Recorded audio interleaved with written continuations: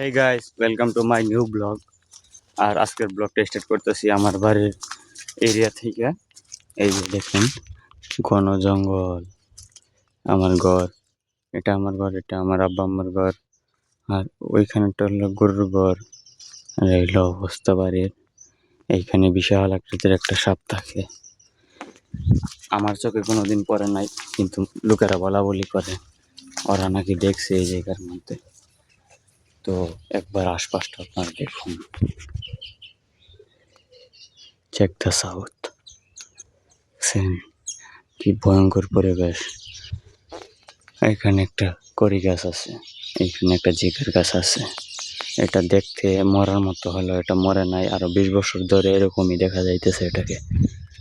তাছাড়া রাতের বেলায় আমার বাড়ির এরিয়া অনেক ভয়ঙ্কর থাকে, যেটা আমি একদিন আপনাদেরকে পুরো একটা ব্লগ বানিয়ে দেখাবো। আর এইখানে একটা মরিচ গাছ আছে, এখানটায় আছে আরো অনেকগুলো লাগাইছে। আমার কাকা এই মাত্র আধা ঘন্টা আগে লাগাই দিয়া এই দিক দিয়ে গেছে দাওয়াত খাইতে।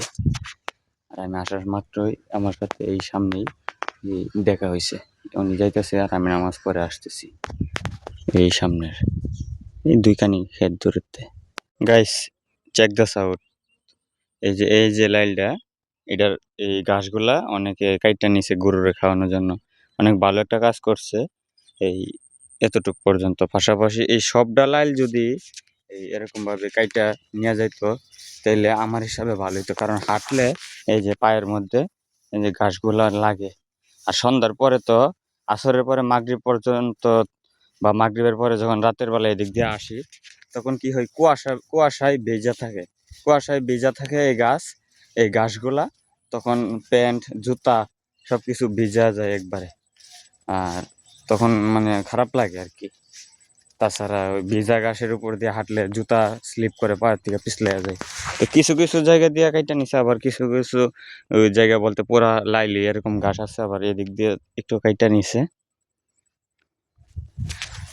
তাছাড়া সবটি যদি কাইটা নিয়ে যায় তো একবারে ক্লিয়ার করে, তাহলে অনেক সুন্দর লাগতো হাঁটতে, বা পায়ের মধ্যে বাজতো না। এই যে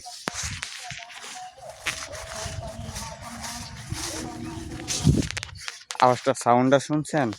এটি গাছের মধ্যে যে পা যে ঘর্ষণ হইতেছে, ঘষা লাগতেছে, এই সাউন্ড, এই আওয়াজ হইতেছে। তাছাড়া বাতাস নাই বর্তমানে, এই মুহূর্তটার মধ্যে বাতাস নাই। রোদের তাপটা সরাসরি এই বাম সাইডে গালের মধ্যে এসে লাগতেছে, কানের মধ্যে লাগতেছে, মাথায় হালকা লাগতেছে। তো যাই এখন মার্কেটে। তাছাড়া আমি আপনাদেরকে গত ব্লগে দেখাইছিলাম আমাদের বাড়ির সামনের রাস্তায় একটা বিয়ে বাড়ির প্রোগ্রাম। আজকে হচ্ছে সেই বাড়ির বিয়ে। এই যে জামাইয়ের বরযাত্রীর গাড়ি চলে আসছে, সবাই খাওয়া দাওয়া করতেছে। তো আমাকে এবং আমার ফ্যামিলি, আমার এই বাচ্চা ছেলে যারা আছে সবাইকে দাওয়াত দেওয়া হয়েছে। তো আমাদের ফ্যামিলি অন্য আরেকটা প্রোগ্রাম ছিল, ওইখানে সবাই চলে গেছে, আর আমি কোনো প্রোগ্রামে গেছি না।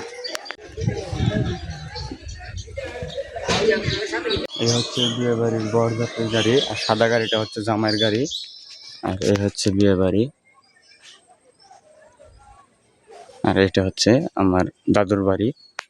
আর ওইটা হচ্ছে আমাদের পুরান বাড়ি, যেটা আমরা থাকি এখানে।